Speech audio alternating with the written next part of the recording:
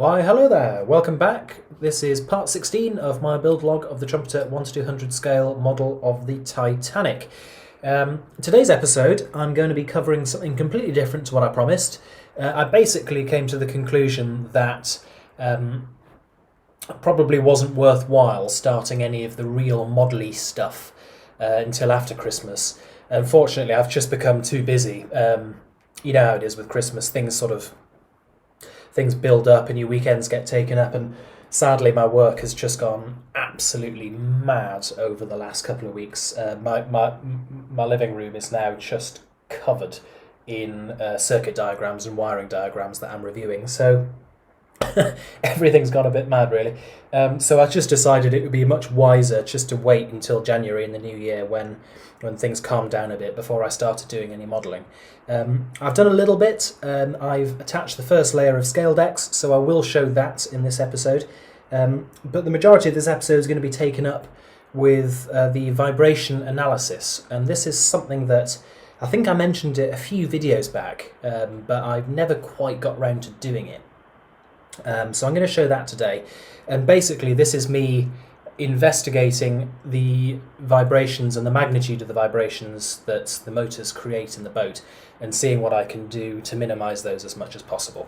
So without any further ado, I will crack on. So I've just started and I have removed the bollards at all four sides. And I've also cut out the areas for the hatches. Didn't make a particularly neat job of cutting out the areas for the hatches, but bear in mind these are going to be covered by the wooden decks and the new hatches, so I'm not particularly concerned about that. I've gone over as well, just with a light sort of skim, you can probably just about see it, I've gone over with a light skim on 120 grit sandpaper, just to sort of roughen up the surface a bit, gives the plastic a bit more sort of tooth, which allows the glue to bond a bit better. So the next step is to degrease this, and then I will start with some primer. I'm going to paint it black, just like the Rolling Stones, and then I will glue on my decks.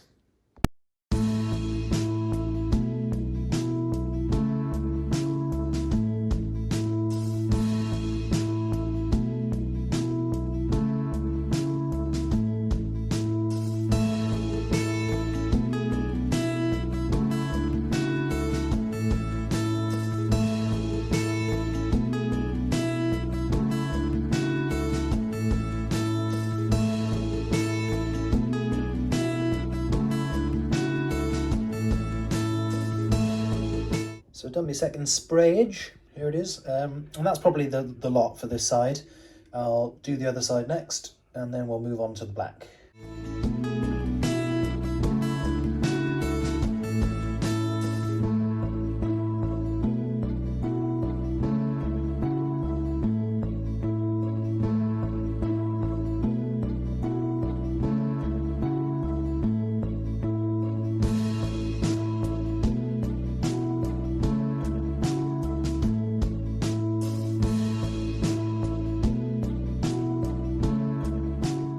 I'm just about to start doing the Scaledecks, and aren't they absolutely brilliant? Look at the detail on those planks and things like the mahogany planking there. Oh, it's just brilliant.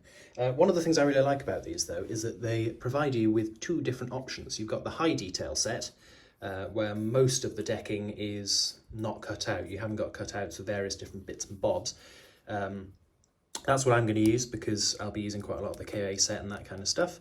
But there's also a box fit set, so if you are making a model directly out of the box without the Pontos or KA sets, this is the one to go for, and there's cutouts to navigate the embossed plastic on your decks. So it's a really good touch, that. I think that's a really good idea. So well done to Scaledecks on that one.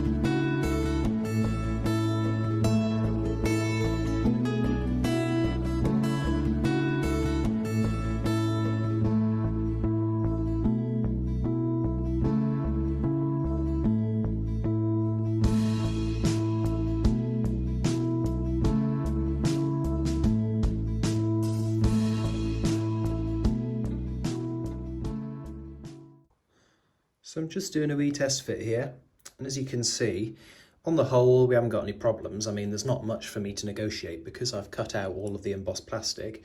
The issue I do have though is my threaded insert here. You can just see that the sort of the blob of CA glue is just fouling on the edge of the deck. So what I might have to do is get my forecastle deck and work out where the plastic for the forecastle deck comes, and then I can trim my Scaledecks back just so it's not fouling. So onto the tricky part. I'm using Gorilla wood glue, which is this stuff, mainly just because the instructions suggest using it, and I don't really see any need to ignore the instructions. I mean, I flirted with the idea of using a more waterproof glue, but I sort of thought in the end, I'm not going to be sailing the boat in high seas, for want of a better word. So I don't expect these decks are ever going to get particularly damp. And even if they do, I can always do a little bit of repair. I mean, the top of these are now waterproof because I've sprayed them with matte varnish anyway. So I don't particularly foresee that being an issue. So I tend to use my fingers to apply glue, to be honest. Just because I find it gives you a lot more control than you get. So that's what I'm going to do. I've watered this glue down slightly, just to make it a bit less tacky. So we'll see how we go.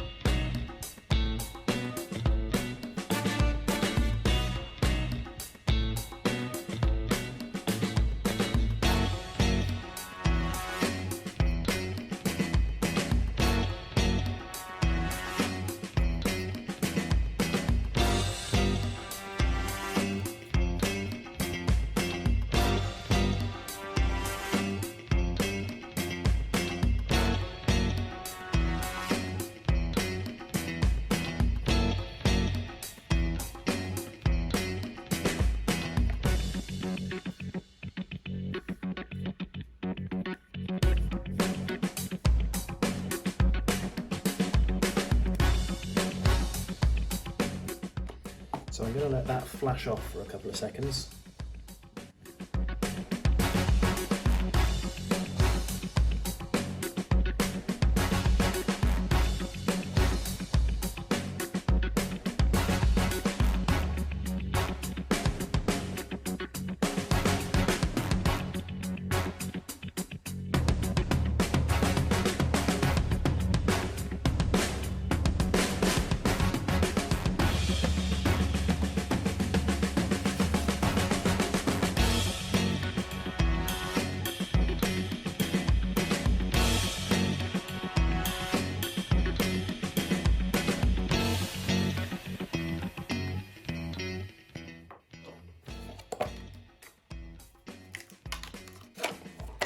So I'm using cotton buds to pop this down and to sort of work the text in.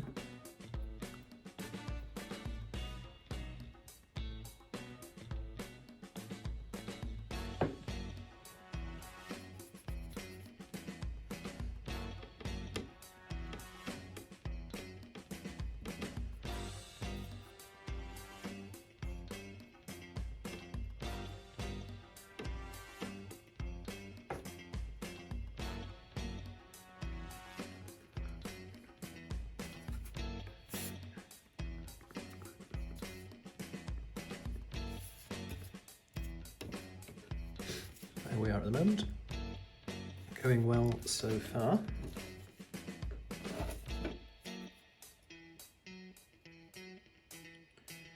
Just wanting to keep working the deck down, making sure that the glue is grabbing.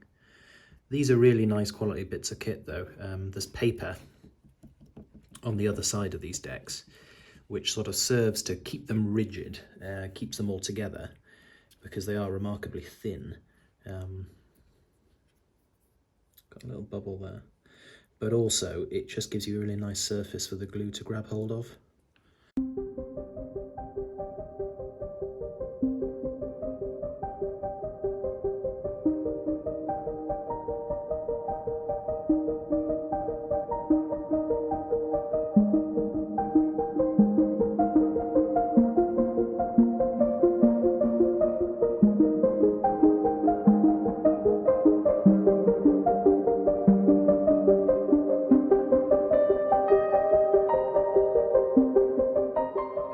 So there you have it. That is the sum total of the modelling I've been able to accomplish over the last few weeks. As you can see, I've been busy. But I've got the forward well deck decking down, and it's worked really well. The glue has grabbed really well. There's no bubbles under the surface, and that's really testament to how good a product these Scaledecks are. Anyway, now I'm going to move on to the vibration analysis. So there's a few reasons why I wanted to do this vibration analysis. The first is that this is all about trying to maximise the amount of useful energy that you're deriving from the batteries. Obviously, no system is 100% efficient, and in an ideal world, I would use 100% of the power coming from the batteries, turn that into kinetic energy to turn the props. But the reality is that some of that energy, a small proportion, will be lost as heat, and a small proportion will also be lost as sound, both of which are lost through friction. So part of this process is to try to reduce that loss as much as possible by reducing friction. The other side of things is to try to reduce the vibrations that the motors cause as they're rotating. And that's a slightly different kettle of fish. But the first thing I'm going to look at is the frictional side of things. And to do that, I'm first going to run in the gearboxes on the motors. So here what I'm doing is I'm removing the plastic covers off the motors. My intention is at a later point to put a new plastic cover over all three motors, because this will allow me to gain access to the gearboxes whenever I need to do lubrication and stuff on them. But it will still stop any oil or grease spraying everywhere, in the same principle that I did the mudguards on in the previous episode. So you can see what I've now done is I have exposed the motor gearboxes, and they do have some form of lubrication on. I can't quite work out what it is, but for one, it's pretty gunked up already. We'll see if I can show you a bit. If I get that on my finger there, you see, it's very black already.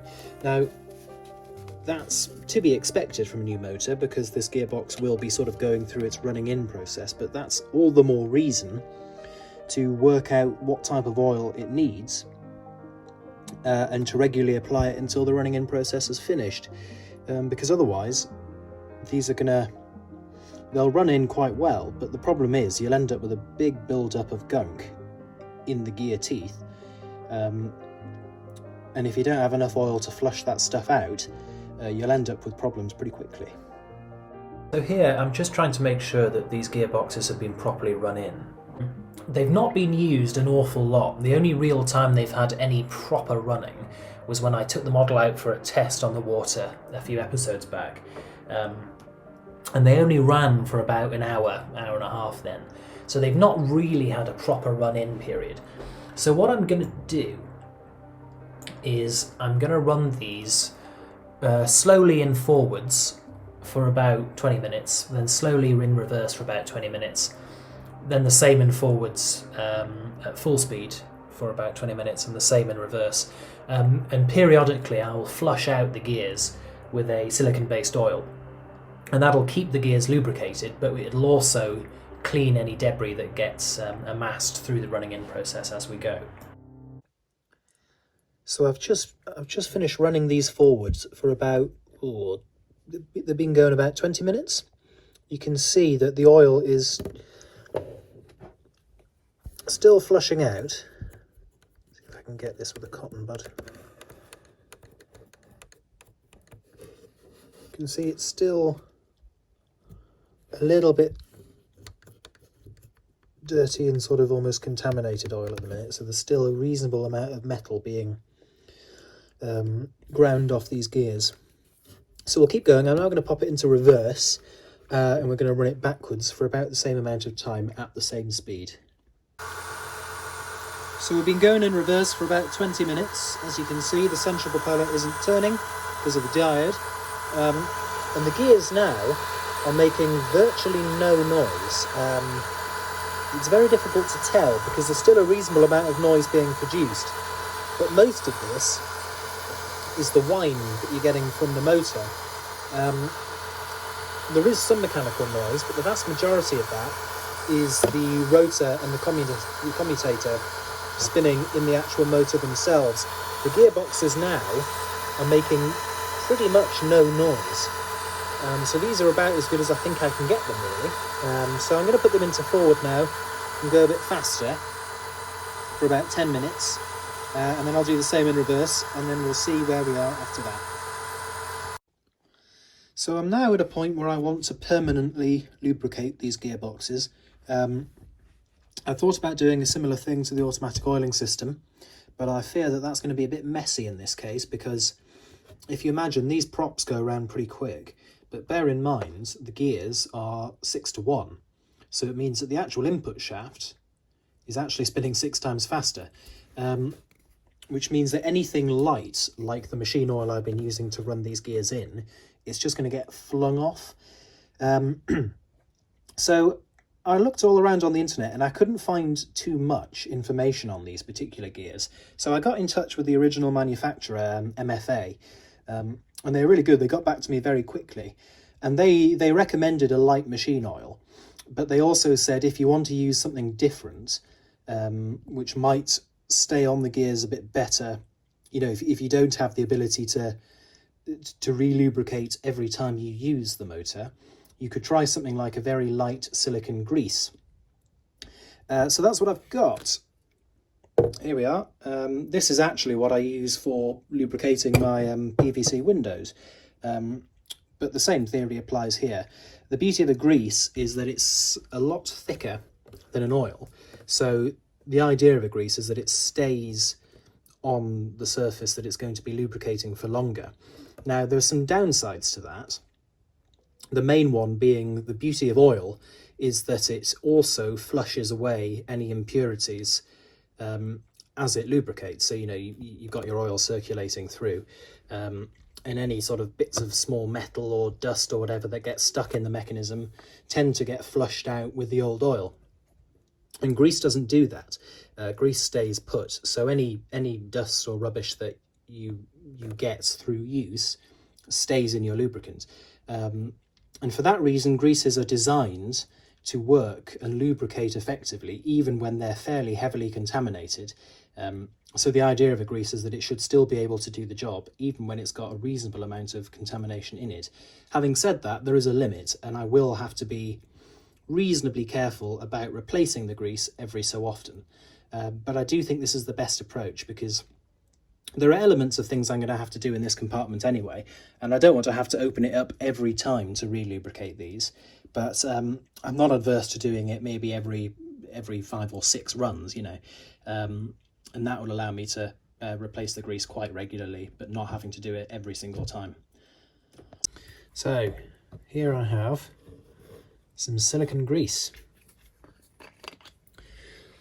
What I'm going to do is I'm going to apply it to these gearboxes.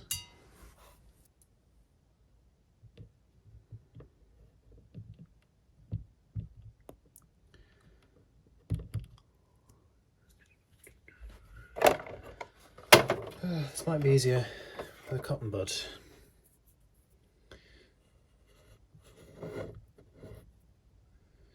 Sorry, I know my fingers are massively in the way of the camera here, so you probably can't see much, but it's just the way of things, I'm afraid. Right. Just going to turn the boat on, and we're going to go nice and slow God, turn those lights off. I'm going to go really slow to start with, just to get the grease worked in.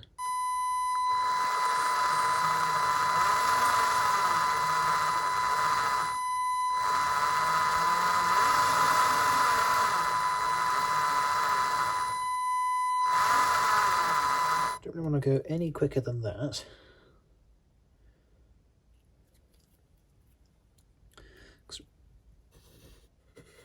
Remember, these gears, as I said before, these things turn bloody quickly. If you're not careful, you just end up hurling your lubricant everywhere rather than actually getting it stuck in your gearboxes, which is what you want.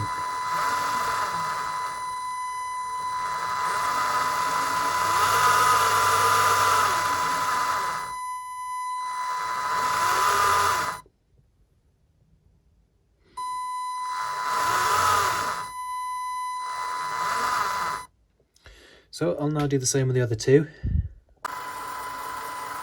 So we've got the grease on now. I've also put some grease, I should stop these, I've put some grease on the universal joints as well, just as it's good practice really. So there we are. Now if you wanted some evidence to show that the run-in had been a success, it's this, because this is now the lowest speed of my propellers. And this is miles slower than they were before. So what that's showing is that the gearboxes are producing a lot less friction than they were before, which means that the motor doesn't have to work as hard to turn the prop shafts. So it shows that the run-in process has done its job. Central propeller isn't going round. The reason for that is because there's a diode in the way, and that diode gives a 0.7 voltage drop, which means that this motor sees 0.7 of a volt less than these two. So that's why it's not spinning around. It's not that it hasn't run in properly. And in fact, if I just slightly turn up the movement a bit, you can actually see the middle propeller spins slower than the wing propellers, and that's because of that voltage drop. So, happy days. So having completed the run-in, I wanted to see what effect this had had on the vibrations produced by the motors. So if you look at the two graphs I've got, the graph on the top is the vibrations the motors were producing at their lowest possible speed before run-in, and the graph on the bottom is the same speed after run-in. And you'll notice that there's quite a few differences. Now I recorded these graphs with an app, hang on, what's it called? An app called Vibration Analysis. That was pretty obvious. But you can download this free off the App Store. And there's a few sort of points of note from these graphs. The first thing is they look relatively consistent. You know, the frequencies that you see are pretty consistent between both graphs. But of course, you would expect that, because if the motors are turning at the same speed, they're going to be producing the same frequency vibrations. That makes perfect sense.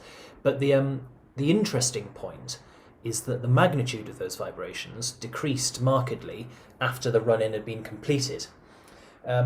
The other thing of note is that after the run-in, several other frequencies of vibration were also attenuated, and I've highlighted these with red circles here. So this next set of graphs is taken from when the motors were running at full speed. And once again, the top graph shows prior to run-in and the bottom graph is after running it. And we pretty much see the same thing that we saw at the low speed. The frequencies remain pretty consistent across the two graphs, and again we'd expect that because the motors are going to produce frequencies that are in sync with their rotational speeds. But again, we see that the magnitude across all of the different frequencies that we're observing has actually decreased quite markedly after the run-in process. Now obviously, you've got to take these things with a bit of a pinch of salt, because first and foremost, I am not an expert in this field at all. This is something that I haven't actually looked at properly for a good few years, so I'm sort of going off what I learned a long time ago. So take what I'm saying with a big pinch of salt, and I'm sure there are much more competent people out there watching this who can probably correct me, so please do so if you know more about this than me. But equally, do bear in mind that these tests would normally be done with specialised calibrated equipment and specialised software. And I'm at the minute using my mobile phone with an app. So, whilst these will give us a good indication of what's going on, they're not going to be ultra accurate. So just bear that in mind when you're looking over these things. Now, the first and most obvious thing that you can do to try to reduce vibration is to mount your motor on what's called a resilient mount. Now, I've already done this, and I showed this in a previous episode, but you can see I mounted my motors on a bed of vulcanized rubber, which is that black stuff there. So on all three motors. And this is one of those things. This is one of those times when I really wish I had.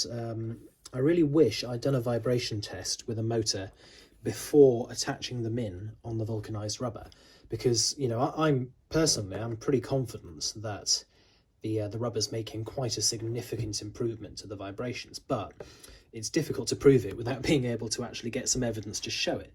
So that's perhaps a bit of a mistake on my part. But so if you've got this kind of problem with vibrations, that's probably the most simple means of reducing vibration, and it's a fairly common practice in industry that you suspend components in assemblies from resilient mounts to reduce vibrations transmitting throughout structures. It's pretty common practice. The other thing I want to look at with these motors is you can see it doesn't take a huge amount of pressure. I don't know if it's clear on the camera, but I'm not putting a huge amount of pressure on the back of the motor. You can see that even with a very small amount of pressure, the stand the motor is on is bending quite significantly. And this is because the stand is in a sort of L shape. There's a piece here that bolts onto the front of the motor, and then there's a flat piece here that provides your actual mount onto the surface, but there's no support to the motor at the back. And that potentially allows the back of the motor to sort of wobble around in this direction and that direction. So what I want to do is see if I can support the back of the motor some more and see if that will reduce vibrations further. So the first idea I had was to make some sort of cups for the motors to sit in. And the idea was that these would slot under the motors like so, and sort of hug the casing, and it would prevent any sort of vertical vibrations. But remarkably, these don't actually fit underneath the motors. This low dimension here is actually only about 3.5 mil-ish, but it doesn't actually fit. So I've had to abandon that idea, which is a bit of a shame. But happily, I found something else that will work just as well. And this is the vulcanized rubber that I used for the resilient mounts on the motors. And just by chance, this actually fits underneath the motors, and it'll constrain it in the same way. And again, it'll hopefully do the same job of sort of thinning out the vibrations. Now, I would love to say that this was all part of the master plan and that I knew right from the start that this would fit underneath the motors, but the truth of the matter is I didn't. It's just pure pot luck that this happens to fit. So what I'm going to do is I've cut out 3 squares of rubber.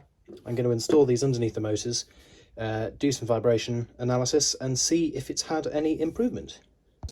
So this is the first lot of sound analysis with the motors at low speed. The top graph here is the motors after run-in, and the bottom graph is the motors once I've fitted the additional strip of rubber underneath.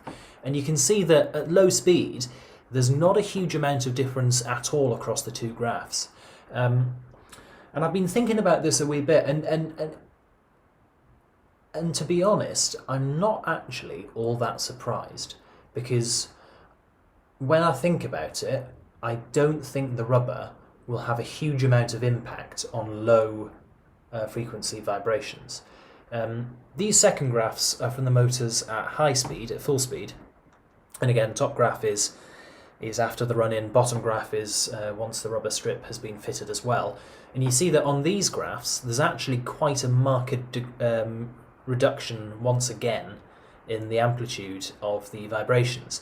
And like I say, this is because I think the rubber will have a much greater effect on damping down higher frequency vibrations. So it's done quite a good job of thinning out the 40 Hz vibrations and the 20 Hz vibrations, but it's had much less of an effect on the 10 Hz vibrations. So that pretty much tallies with what I was expecting to happen, I think. So that's about it. In the end, I think we managed to achieve quite a lot there, really. We've been able to quite massively reduce the magnitude of the vibrations in the ship, and even audibly, you can really hear that the ship's just making a hell of a lot less noise than it did to start with. So that's a big success from my point of view, using some reasonably simple techniques, really. So I'm very happy with that. This is the last video I'm going to do in 2020. I'm just going to run out of time before the end of the year to do much else, so next video will be in the new year. So I thought I'd finish with a shot of the boat in front of the Christmas tree. Here we are. Sadly, I don't have a star for the top of the Christmas tree, so I had to make do with a massive Christmas pudding instead, but I quite like that. I think it's pretty cool. So it only remains for me to say, have a very happy Christmas, happy holidays, etc. And also have a very happy new year. I hope you'll get some time off to relax and to recuperate. If you do have any questions or comments, leave them down below and I'll do my absolute best to get back to you. Thank you very much for your support of the channel this year. I never dreamed I'd get as many as 900 subscribers, so I'm really flattered by that. Thank you very much to every one of you for that. If you haven't already, give me a like for this video and even think about subscribing if you haven't. And I will see you in the next one in 2021. Bye for now.